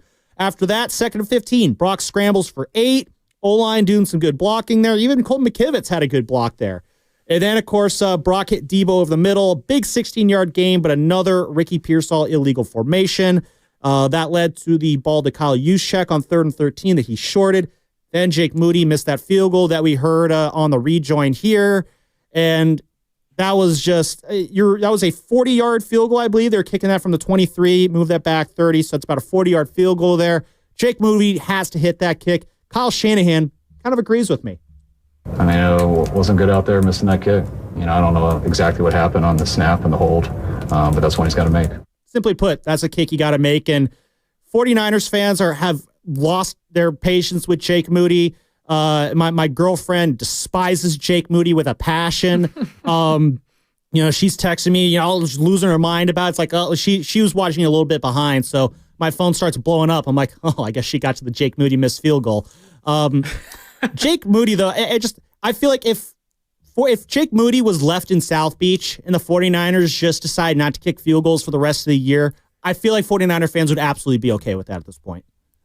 And it's not like it's one game. It's not as if, it's the one bad game he's had and he's cost you. It's not like he's Blair Walsh for the Vikings. Wide left. And it's the one bad kick he had before he fell apart. It's a continual problem. And, it's so funny because, like, Jake Moody at times, you're like, oh, that's just 58-yard field goal on the money. That's awesome. Mm-hmm. But it's so few and far between because it's like he makes one and you go, okay, like Jake's on today. And then he goes 2 for 3, but the one he misses is like a game-tying field goal or a game-winning field goal or a game like this one where it gets you closer than down 5 points late. And honestly, like even if Jake makes that field goal, they're only down by 2 on that penultimate drive, which changes the entire way maybe you play that drive. Milk the clock more. You don't have to get into the end zone. Obviously, you want to, but like you don't mind having a drive stall at the 15-yard line, at the 25-yard line. You're setting up for a game-winning field goal, not have to have a touchdown drive to win you the game. But I think Jake Moody walked into this week as like the 28th highest field goal percentage in football. Yet he's the current highest drafted kicker in football. Like you can't have a bottom 10 kicker and have him be the highest drafted one. That's like having a bust of a quarterback as your quarterback. Honestly, I feel like the lesson from Jake Moody is you don't draft kickers anymore. Like, get him in the 7th round, or just pick him like, who's our guy? Anders Carlson, earlier this year, who kicked a couple games for the 49ers, and no one was missing Jake Moody during that time. Or Matthew Wright, who helped the Chiefs win 2 weeks ago. Exactly. Like Kickers Brandon Aubrey in Dallas. It is not that hard to find a serviceable kicker, and I'm sure there's a bunch of kickers out there right now looking for jobs that could do this job better than Jake Moody. But you talk about that drive, Sterling. We're talking about the 49ers' first drive of the third quarter here. Jake Moody missed the field goal on that one, but a couple plays before that, though, we saw Deebo Samuel go after Jake Moody for failure to execution. I texted you this immediately after it happened. Is Deebo going to go and chop Ricky Pearsall right now? Because Ricky Pearsall, 2 illegal formation penalties in 4 plays, basically cost the 49ers what I believe to be a touchdown on that drive. I mean, Jake Moody, he's got to make that kick. He shouldn't be in position where he needed to make that kick, though. Especially had that Deebo Samuel crossing route there. Brock connects him. They're down the 2-yard line. They're punching that ball in a couple plays later, and they got all the momentum. They would have been up 17-16 at that point, and we're talking about a completely different ball game there. Instead, the 49ers do not get in the end zone there. Jake Moody misses the field goal, and the Dolphins respond by marching down the field and getting a field goal from 33 yards out to go up 19-10. That's a massive swing. You go from being up 1 to down 9. That's your turning point in the game. And Ricky Pearsall, he was getting it bad from the 49ers wide receivers coach on the sideline there. Tony Romo even said it, like, yeah, he's getting an earful, but it's not that hard. Just line up right. Like, I get he's a rookie. I get he's only had like 5 practices to get ready for the season this year because, again, he experienced a situation that you're not really supposed to. He got shot. That's going to throw your season off a little bit. The fact that he's playing is kind of a minor miracle. So, on the one hand, I have sympathy for Ricky Pearsall because of all that he's gone through and the lack of practice time that he's gotten. But my guy, how to line up is something they teach you in freshman football. Like, you can't be making those kind of mistakes in week 16 of the season. And it's just, listen, I'm not going to call Ricky Pearsall a bust. This has been a lost rookie season for him. What a crazy conversation that has started. Like, you look at the guys that came after him, Keon Coleman, Xavier Leggett, Ladd McConkey, they're all playing very, very well for their respective teams this year. The Bills, the Panthers, and the Chargers. They also didn't get shot. So they had the whole offseason. So where are you so far on Ricky Pearsall right now? I'm not calling him a bust. I'm giving him an incomplete, but I want to see more Ricky today. I want to see a lot of Ricky down the stretch. 4 catches, 37 yards today, and he was playing really, really well, I thought, overall, until, those back-to-back illegal formation penalties just sucked all the wind out of his day, Brock's day, the Niners' day, our day. Yeah, I think, I go back and forth because I, for one, really believe in Ricky Pearsall. When they picked him, I was like, oh my God, I didn't think that was going to happen, but they did. And Pearsall has all this potential to be a good receiver in the system. And, for the most part, he was pretty good today receiving the football. He had 4 catches, 37 yards. They were giving him some screen passes over the middle, had a big 21-yard catch early in the game. And I was like, awesome. Here comes Ricky Pearsall's breakout. And it felt that way until this drive, because while you want to forgive Ricky for no offseason program, the shoulder injury he had, getting shot, there are so many forgivable things in his game. But this idea that, and Tony Romo kept saying it, well, he only had 3 practices. Yeah. Which I didn't even know he only had the 3 practices. I thought he had even a little bit more time than that. I'm pretty sure he did, but also he had 3 practices 6 months ago. He's been playing since week 7 or 8. He's been at practice every single day since the midpoint of the season, if not before that. So, no, he's had more time to practice than this. And like you said, Sam, getting lined up correctly is it rarely happens that this, when a receiver doesn't line up correctly, it rarely ever happens. And when it happens once, okay, it's a backbreaker, that stinks, -5 yards, whatever. But it's not the fact that it happened once. It's the fact that it happened twice. And it happened twice on the exact same drive, and it negated a play that would have got you to Miami's second yard line, the 2-yard line. You can't have that happen. I don't care what level you're at. I don't care how experienced you are. Those are situations that can't happen. And how damaging was it for Ricky? I don't think he got a target at all the rest of the game. And this is a guy who has struggled to find targets. And these next Chris Conley. Yeah. These last 3 games, now these next 2 games, you remember how they were force-feeding Debo against the Rams on Thursday night? I would like to see them force-feed Ricky Pearsall these next 2 games just to see what this guy's gotten. Give him 5-6 targets, against the Lions. What do you have to lose? The Lions are going to be coming into Levi's next Monday. They're going to be looking for blood. They're going to want to, drop a 40 bomb on the Niners, and they're probably going to succeed at doing it. Probably will. So you know what? That's a scheduled loss. You have nothing to play for. Just go all out. Play like you have nothing to lose because you have nothing to lose anymore. If you do lose, you get a better draft pick. If you do win, you get some good, happy feelings. The Niners are, ironically enough, these last 2 games, the Niners are in as good of a situation as you could possibly be for a team that's not going to be going to the playoffs, which is if you lose, it's, like I said, you improve your draft stock. If you win, it better be because guys like Ricky Pearsall or some of your defensive young guys like Renard Green, Malik Mustafa, those guys, they're making plays. Let's see if Juwan Jennings, let's see if we can get him a little bit more action this year, set him up to continue his breakout season into next year. So, that's, as we wrap the show up here for, we'll go another few minutes before we call it a night, but I'm kind of curious, Sterling, these next 2 games, what do you need to see? What do you want to look for? What needs to happen for the 49ers on the field these next 2 games for you to go into the 2025 season with, some level of hope or a little bit more hope than whatever you have right now? I'm not really sure there is something they can do that can make me say, oh, wow. Your voice sounds so broken when you say that. 2025 is going to be a great season, which, there's a whole off season ahead. They have 9 draft picks, or if not more, when it's all said and done. I would have said before the game, get Pearsall more involved. I want to see Cowling, and I want to see Grendo get back out there healthy and get 20 carries a game, and all that remains true. But Pearsall deserved to get screamed at by Shanahan and Leonard Hankerson on the sideline. If you're going to make mistakes, you're not going to play. Now, unfortunately, in a game like this, that means nothing to them. you hope that forgiveness is given to Pearsall and say, look, you have to play. Like, we need you. Like, you're going to be a major part of the offense going forward. But, to say they don't have something to play for, well, yes, it's true. Like, for their own accord, they're not going to go to the playoffs. Winning hurts their draft stock, sure. But, like, they can also, like, the Vikings won today. If the Packers win tomorrow, you can essentially play spoiler to Detroit or set them up for a must-win Week 18 game. That would be huge.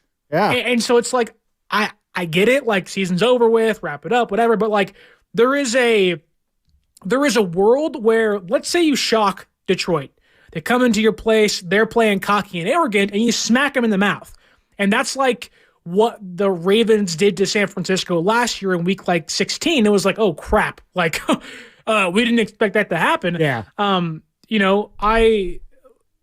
want to see that. Like, you don't have it, you're not playing for anything, but you are essentially playing to spoil somebody else's season. And I can't think of a greater team seasons I want to spoil than the Lions. They have beaten everybody by so much this year. If you want to propel Sam Darnold to the number 1 seed, you can set that up for Week 18. Maybe I'm not even honest to lose that. If Darnold gets the 1 seed, then I'm just going to hear more Sam Darnold nonsense. But I will say this. I also want to see San Francisco finally play some disciplined football. Too many penalties in this game. Gave the Miami Dolphins 90 yards of free yards in this one. Too many late in the game dumb penalties. Too many unnecessary roughness. Like Jordan Elliott, Diamador Lenore got called. Just giving away 15 yards. Yeah, these are dumb. Like, all those 3 unnecessary roughness penalties were dumb. Like, what are we doing here? Like, especially from guys like Diamador Lenore, Talanoa Hufanga, who have been around here for a while. Those aren't like rookie players like losing their cool. Like, you're a vet, like Diamador Lenore, you got your bag this year. Like, you're expected to be around for another few years. You can't be having dumb penalties like that. I definitely want to see more Ricky Pearsall these next couple games, just because I don't want him to fall into the same doghouse that Brandon Ayuk fell into in his second season. It's a lonely place to be. Ayuk was very good that rookie year of 2020, and he was in that doghouse for a lot of 2021, and I don't want to see that happen with Ricky, especially since next year, I don't know what your receiving core is going to look like. You'll have Ayuk back, whatever his knee is like. You'll have Jennings there. I don't know. I can't for all certainty say that Debo will be back next year. So I want to see more Ricky Pearsall, because he could be a guy who you're going to have to rely on a lot early on at the start of the season next year. And you're not setting him up to go into that season with a whole lot of confidence there. So I would like to see that. And you talk about what a win over Detroit could mean. Sterling, you remember at the end of the 2020 season, the Niners got that win against the Cardinals in the desert towards the end of the year. It was right after that debacle against the Cowboys and the Commanders. Or it was the Commanders and the Cowboys. They got that win against Arizona in the second to last week of the season. And a nice little win like that, I think, kind of fires you up. They lost the next week to Seattle, but a win like that kind of helped them get a good start into 2021, which obviously ended in the NFC title game. If you could get a nice win over the Lions, I don't care what you do against the Cardinals in Week 18. That's a springboard game into your 2025 season that shows, hey, we may have been down this year, but the Niners are not out. They will be back in the mix of things next year. So that's why I want to see these next 2 games. Send a message to the rest of the NFL that says, hey, we might be picking early in the first round this year. We're going to be a last place team. We were not a good football team this year, but I hope you got your licks in, because next year it's going to be a different message. So that's what I want to see the Niners set themselves up for here in these last 2 games of the season. We're going to wrap things up here in a couple minutes. So we've been going for about 2 hours talking about this absolutely dismal 29-17 loss that the 49ers suffered to the Miami Dolphins. Before we got to hear Sterling, any closing thoughts here? The Niners suck. Oh, they're really bad. Yeah, they're 6-9. That's a 2-second summation of what we've been talking about for the last 2 hours here. Right. So I feel like I'm Rob Schneider outside of the Waterboy's house. No, suck again. But no, I mean, look, you have 2 games left to build upon what has been a really bad year.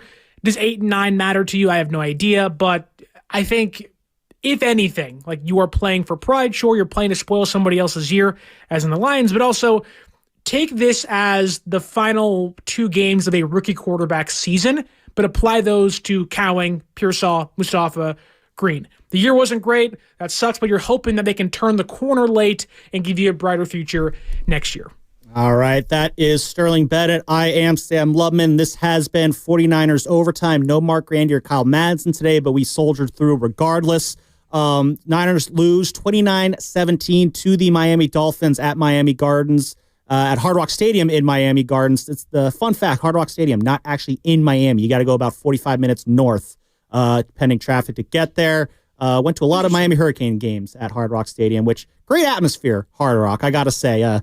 If you ever had a chance to see it before they renovated it, it was an absolute dump, but they absolutely made that stadium look a lot nice. So Sterling Bennett, Sam Lubman, big shout out to the guys behind the glass, Cameron Williams and Steven Risotto, who is furiously cutting up all the audio from this post-game presser. He is shaking his head in misery right now, having to listen to Kyle Shanahan talk like that. It would do the same to me as well. For all those who called in, thank you very much for your time.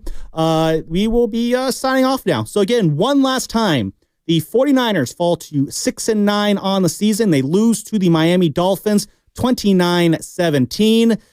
We'll be talking about it all day tomorrow on 95.7 The Game, starting with the morning roast at 6 o'clock with, I believe it is Bonte in with Joe Spadoni tomorrow. So that'll be a fun one. And we will catch you all tomorrow. Thanks, everyone.